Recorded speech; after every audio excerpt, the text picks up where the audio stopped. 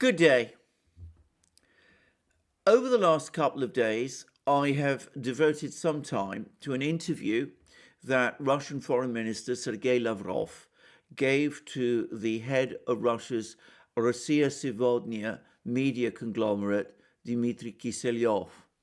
A couple of weeks ago, I covered in a similar way another interview that Lavrov gave to two very heavyweight Russian commentators on international affairs, Dmitry Simes and Vyacheslav Nikonov.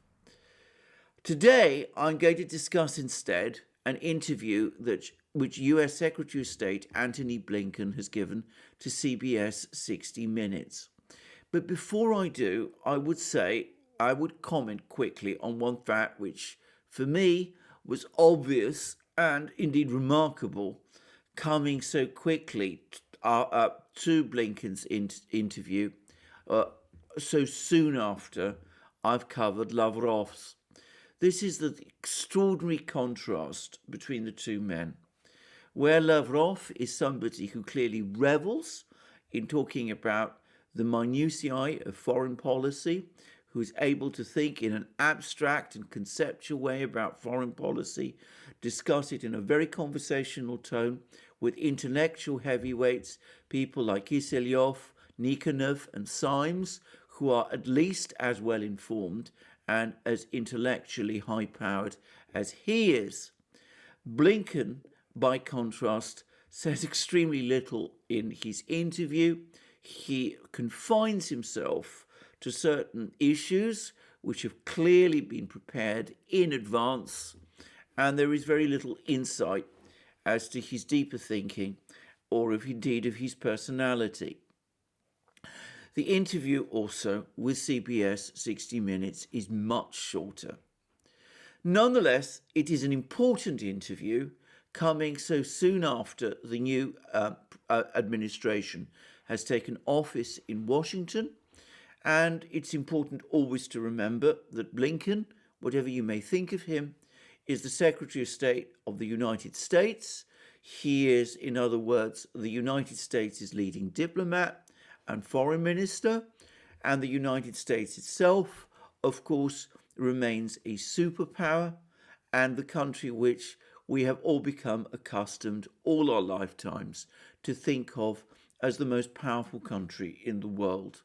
So what he says carries weight, however limited the wording he uses and however slight his argumentation. And in fact, when we do go to the interview, we find that he does actually have important things to say, even if he says them in a rather cliched, even banal way. And the most important point to make straight away is that the entire CBS 60-minute interview is overwhelmingly dominated by one single topic. That topic is China. China is the country which this administration is obsessed with. It sees it as far and away the United States' greatest challenge. In my opinion, what was remarkable about President Biden's recent address to Congress was the extraordinary focus on China and the way in which a address to Congress, which was supposed to be, and which indeed in its content principally was about domestic policy, justified the policies the president was outlining by reference to China and the reason to meet the challenge that China is supposedly posing to the United States. And Blinken, in his interview to CBS 60 Minutes, is similarly focused on China, almost to the exclusion of all else. One of the interesting things, for example, is that on Russia, the country which we've been hearing so much about in the debates in the United States over the last few years, there's almost nothing. All that Blinken has to say is that the US can confirm that the Russian troops that were at the border with Ukraine, which the Russians said they were withdrawing, are indeed being withdrawn. though in fact it seems there are an awful lot of other Russian troops who remain there. But other than that, Russia is clearly of very little interest to him. By contrast, China is his overriding concern. His concern practically to the exclusion of all else. And here we see this right from the very first question that is put to Blinken at the start of the interview and to the answers that then follow. And the questions begin. Over the course of his term, the Biden presidency will be defined by how the United States competes with China. In a few years, China's economy is expected to surpass the US as the world's biggest. To determine how the United States will deal with China's growing influence, Mr. Biden has chosen one of his closest aides as Secretary of State. It falls to Antony Blinken to rebuild a depleted and demoralized State Department, repair US alliances, and champion what diplomats call the rule-based international order, the written and unwritten code that governs how nations deal with one another, rules that he says are now threatened by China. So there we see, the interviewer says it straight away. The entire Biden presidency is going to be defined by how the United States competes with China. It admits something which I think many Americans still haven't fully come to terms with, that China's economy is expected to surpass the US as the world's biggest in a few years. And as for Biden, as for Blinken, the interviewer makes it entirely clear that his role is to challenge China in order to sustain the rules-based international order. Note that this is not the same as international law, which is a completely different thing. It is defined instead as the written and unwritten code that governs how nations deal with one another. In other words, the system of international relations, which has existed since the end of the Second World War, and even more so since the end of the Cold War, and which has the United States as its center. And we see all sorts of things about China following on from that in the interview which follows that opening statement from the interviewer. And indeed, Blinken's opening statement reads as follows. China is the one country in the world that has the military, economic, diplomatic capacity to undermine or challenge the rule-based order that we care so much about and are determined to defend. Our purpose is not to contain China, to hold it back, to keep it down. It is to uphold this rule-based order that China is posing a challenge to. Anyone who poses a challenge to that order, we're going to stand up and defend it. So, in other words, China is entitled to grow, to develop itself, but only insofar as it accepts the rule-based order, the system of international relations created by the United States since the Second World War and since the end of the Cold War, which has the United States at its center. Again, note, no reference to international law. International law and the international rules-based order are not the same things. If the US was defending international law, they would say so straightforwardly. The fact that they talk instead about a rules-based order means that they're talking about something different. They are talking about the system of international relations with the United States at its center, which China, with the world's fastest growing economy, one which will soon surpass that of the United States, is said to be challenging. And then the first question is put to Blinken. I know you say the goal is not to contain China, but have you ever seen China be so assertive or aggressive militarily? And then Blinken replies, no, we haven't. I know what we've witnessed over the last several years is China acting more repressively at home and more aggressively abroad. That is a fact. Now, I have to say, that's a most remarkable question and a most remarkable answer, because we start again with the question, have you ever seen China be so assertive or aggressive militarily? And Blinken replies, we've witnessed over the last several years China acting more aggressively abroad. Where precisely? Where is China acting more aggressively abroad? In what part of the abroad, in which state is China, are the Chinese armed forces currently engaging in military action? Who are the Chinese fighting at this time? Are they fighting in Afghanistan? Are they present in Syria? Are they occupying Iraq? Are they present in Libya? Are they spread out over Africa? Where exactly are the Chinese being so aggressive? Well, I suppose Americans would say that they're being aggressive in the South China Sea and in the areas around Taiwan. But they're not actually fighting any war there. The United States, by contrast, is fighting wars in all sorts of places.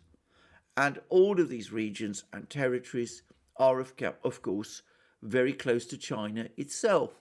So again, we see a statement that China is being aggressive, and we're told that this is a fact, though frankly and straightforwardly, I don't see it as any sort of fact. And note again the contradiction, because in the previous sentence, in the previous words, he says, Blinken says, that the purpose of the US is not to contain China, not to hold it back, not to keep it down. And then we are told straight after that comment that China is acting aggressively. And of course, if it is acting aggressively, it must be held back, kept down, and contained, because that is, of course, what one does to aggressive states. It is a strange distortion of language that takes place here, one which I suspect Blinken does without much real thinking or self-analysis, because, frankly, it has become the language that US officials increasingly speak in without sitting down and analysing carefully the meaning of what they're saying. Anyway, we then get the next question, and it's the most interesting question. What's China's goal? And then Blinken says, I think that over time, China believes that it can be and should be and will be the dominant country in the world. Well, I've never seen any Chinese leader actually say that. That may be how it turns out. It could very well be that China will indeed become the world's biggest economy and the world's most powerful country, but that it will become the dominant country in the world, that it will try to exercise dominance over the entire world. Well, that I've never seen any Chinese leader say. And I question again whether that is really true. I would say something here, which is that I am someone who, in the past, took a great interest in Chinese history, extending far back into the origins of the Chinese state in the millennium BC, before Christ, when China gradually began to emerge as the great civilizational state that it is now. And one of the most remarkable facts about this is that though China has, at various times, in fact through most of its history, been the largest, most wealthy, most technologically advanced, and sometimes, though not always, the most militarily powerful state, it has never at any time, to all intents and purposes, aspired to that position of dominance which Blinken attributes to it. In fact, the Chinese generally have rejected such concepts, which they seem to consider to be in some way counterproductive and even perhaps unethical. Well, perhaps things have changed. Perhaps the current generation of Chinese leaders is different from earlier generations of Chinese leaders.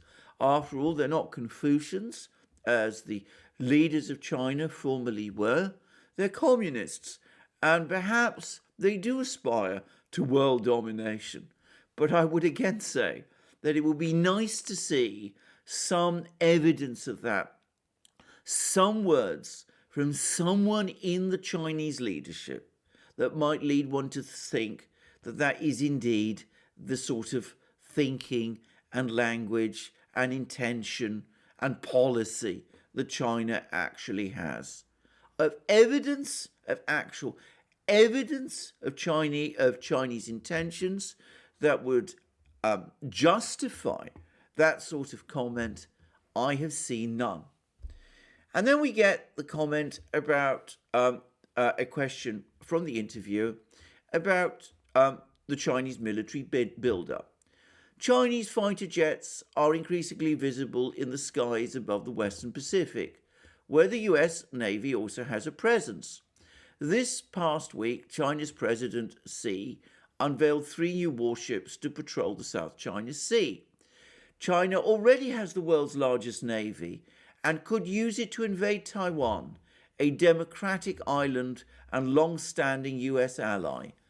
Do you think we're heading towards some military confrontation with China? And then Blinken says, I think it's profoundly against the interests of both China and the United States to get to that point or even to head in that direction. Well, that is, I have to say, some words of sanity, and one hears them with relief. But again, I have to say that the question does seem to me to beg some rather obvious answers. Because if the Chinese fighter jets are increasingly visible in the Western Pacific, well, isn't this something that the United States does too? Does it not also have fighter jets patrolling the Western Pacific and indeed the Eastern Pacific and, shall we say it frankly, all parts of the Pacific? Isn't the US Navy there? Doesn't the questioner accept that fact? And certainly China is building up its navy, but then the United States also has a very large and very powerful navy.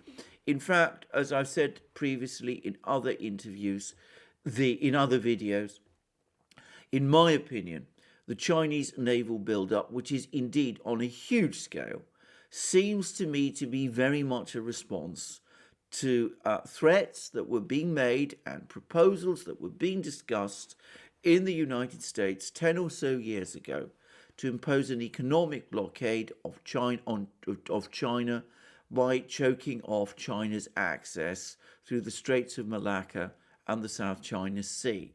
It was inevitable that the Chinese would respond to that, and they are doing so, and that, in my opinion, is what the Chinese naval build-up is all about. Anyway, then, of course, there is the inevitable long discussion about the human rights issues. And we hear lots said about Xinjiang, lots said about human rights in China itself. There's a lengthy discussion later in the program about the fact that the Chinese have done things in Hong Kong. I don't need to discuss those. We've all heard about those at great length. I would say that yet again, the United States never shows much awareness that other countries might have similar comments and claims to make about the United States, and might say that some of the United States' actions are open to similar criticisms. And then we have perhaps the real key to the whole problem. And the question is this. The question put to Blinken is this. China's gross domestic product is expected to surpass the United States as early as 2028. And then Blinken replies, well, it's a large country, it's got a lot of people. And then the question is, if China becomes the wealthiest country in the world, doesn't that also make it the most powerful? And then Blinken comes up with all sorts of comments, which to my mind aren't really answers. I mean, he talks about the fact that it's got an aging population. China does have an aging population, but it's still going to be much bigger, multiples bigger than that of the US. And he talks about human resources, and he seems to think that the US can somehow counter China's human resources with its own human resources, which seems to me a rather strange view and not one which facts really bear out. But ultimately, this is what it's all about. It's all about the fact that China, in a few years, is expected to surpass the United States in nominal GDP. I say nominal GDP because in terms of purchasing power, parity GDP, China has already surpassed the United States economically. And in terms of manufacturing and trade in hard goods, China has also surpassed the United States and did so some time ago. And that is the big issue. That is ultimately what it all comes down to. All this talk about China being aggressive, being threatening, being out to conquer the world, seeking to dominate it, it has nothing to do with any of those things. It is all about the fact that China is about to replace the United States as the world's biggest economy. Indeed, by some measures, as I said, it already has done.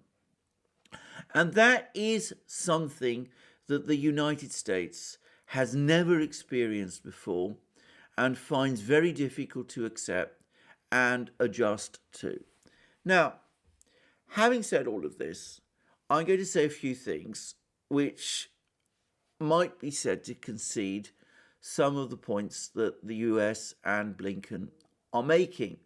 For example, there is quite a lot in this interview about how the Chinese took advantage of the United States, broke copyright, carried out aggressive trading policies, sold goods to the United States at cut prices, that sort of thing. Well, I accept that's true. That sort of thing happens.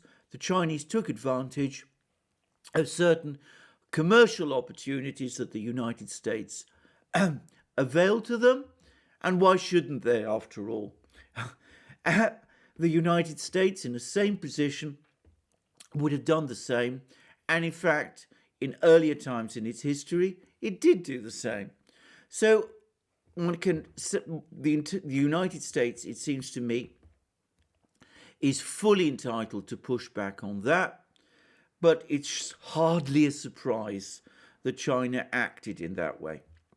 And secondly, it's not my place or my role either to defend China's political system or its human rights record.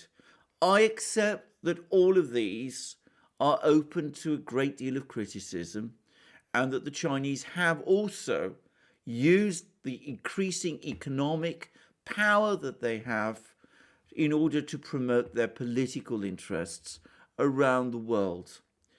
But that's true of all great states, of all powerful states. All of them use their economic muscle to pursue their political interests. And as for human rights, I'm not here to draw scorecards to say that this country is better than any other country. I don't think that international relations should be based on that principle.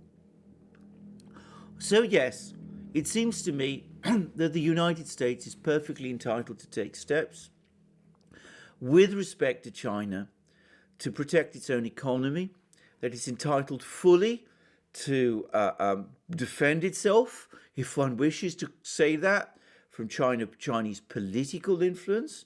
I accept too that this isn't a subject, by the way, that's discussed in this interview, that the Chinese have managed at various times to gain influence over certain US politicians and have interfered quite effectively in US domestic politics. And yes, the United States is fully entitled to take whatever steps it considers itself appropriate to protect itself from this sort of interference.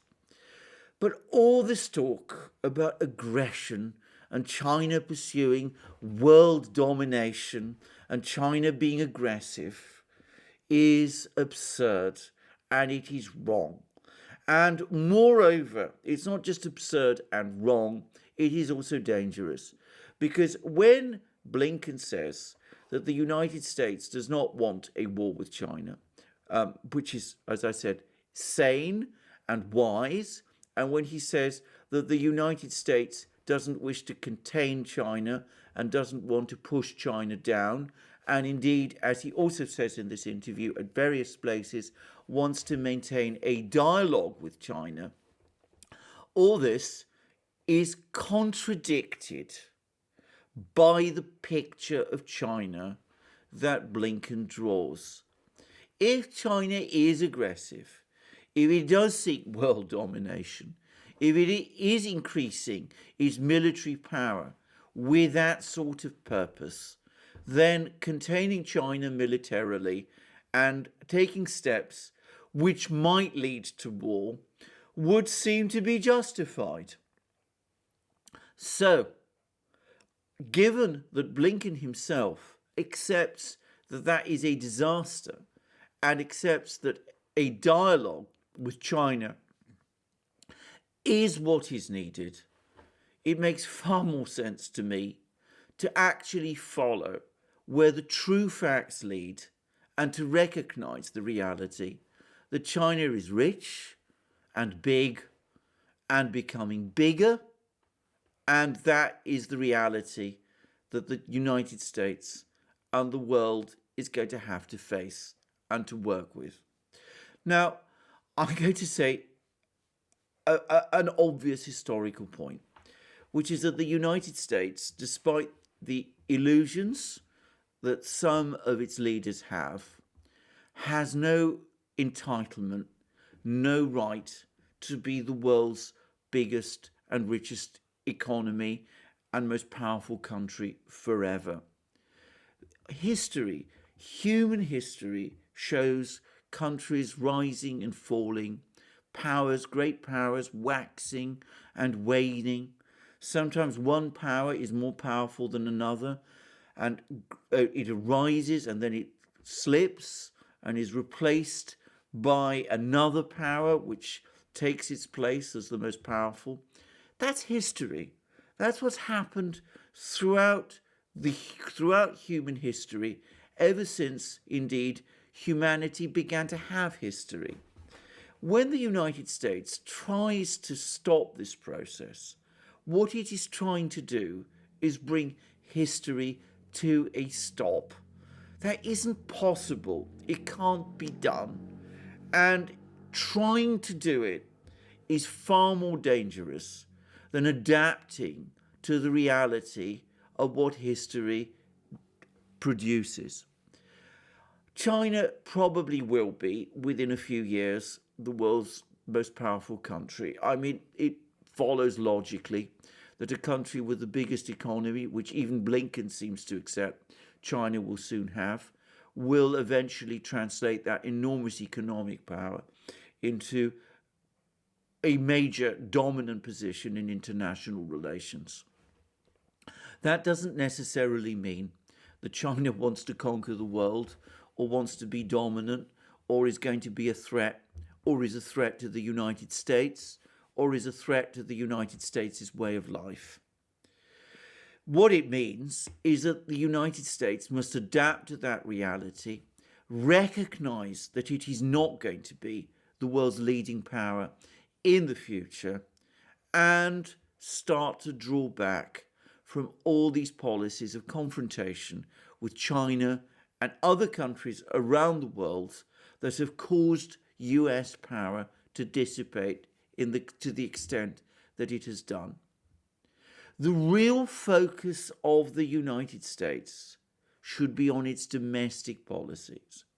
It needs to strengthen its institutions, its political institutions, its democracy, if you will, and its economy, and act to improve over time the material conditions of its people.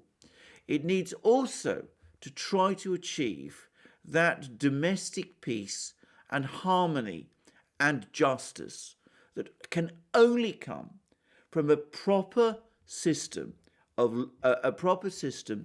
based on law, in which all citizens are treated equally before the law, which was the original promise of the American Revolution and of the American Constitution. If the United States does those things, then it has nothing to fear, it seems to me, from China's rise. Because however powerful China becomes, it is not going to become so powerful that it can ever seriously threaten the United States. And frankly, I doubt that it has any desire to do so. The United States would, moreover, in that case, be both a happier country and perhaps, for many people around the world, a more attractive one. By contrast, all this talk about challenging China, all this frenetic activity within the United States itself, rushing out, spending vast sums of money on programs, which are not really thought through, but which are all part in some way of trying to keep up with China and perhaps trying to maintain just for a few more years that period of American leadership and dominance, if you will.